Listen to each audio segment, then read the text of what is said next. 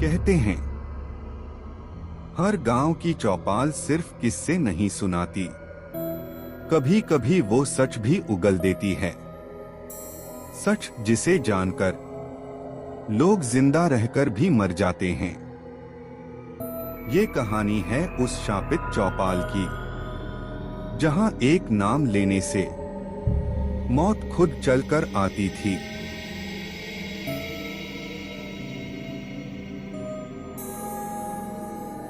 गांव बरगवा में एक पुरानी चौपाल थी, जहां बूढ़े किस्से सिर्फ सुने नहीं जाते थे, जिए जाते थे।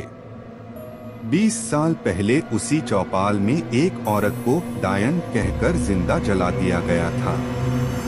कहते हैं तब से वो चौपाल शापित हो गई। एक रात पंडित हरिनाथ की अचानक मौत हो गई। उसकी आंखें खुली थीं, जैसे कुछ भयानक चीज को मरने से पहले देख चुका हो। गांव वाले दहशत में आ गए। सरपंच ने चौपाल पर पंचायत बुलाई।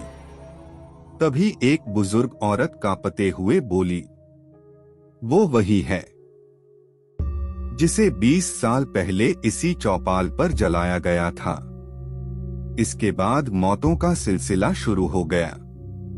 एक के बाद एक आदमी अजीब हालत में मरा पाया गया। आंखों में राख, हाथ में जली हुई लकड़ियां। गांव की हवा बदलने लगी। जानवर भागने लगे, चूल्हे अपने आप बुझ जाते और कहीं दूर से जलती चमड़ी की बदबू आती। एक रात एक बूढ़े ने बताया, रात को कोई चौखट पर उल्टा लटका था, सिर नीचे पैर ऊपर। अगले दिन वही आदमी दीवार पर टंगा मिला, उसी हालत में। बच्चों की आंखें अब अजीब सी लगने लगी। वो दीवारों से बात करते, कुएं में झांकते और कहते, दीदी अब हर किसी का नाम जानती है। एक दिन एक बच्चा बस्ते से जली चूड़ियां और राख निकाल लाया। ये दीदी की हैं, जो कुएं में रहती है। वो अब मुझे सोने नहीं देती। मंदिर में हवन करते ही अग्नि फटी और धुएं में वो चेहरा उभरा जिसे जिंदा जलाया गया था। बूढ़े बाबा बोले, हमने उसे नहीं मारा, डर ने मारा था।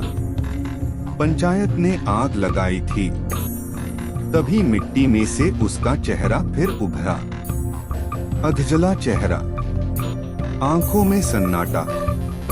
उस रात गांव का सबसे निडर आदमी रामनाथ गायब हो गया। दीवार पर बस लिखा मिला, जो उस रात था अब कभी चैन से नहीं रहेगा। अब गांव की मिट्टी में भी सिसकियां थीं। हर कदम पर आहें उठती और दीवारों पर एक एक कर नाम खुदते जा रहे थे। स्कूल की छत से हंसी गूंजी। 3 रातों तक कोई नहीं सो पाया। एक दिन झोपड़ी से मिट्टी खोदने की आवाजें आईं।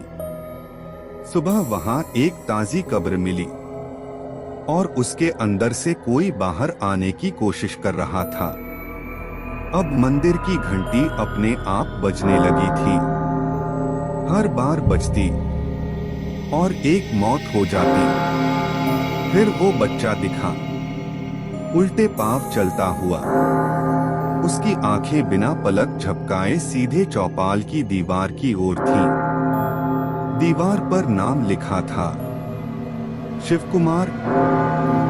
नीचे चमकता वाक्य, जो उस रात था अब कभी चैन से नहीं रहेगा।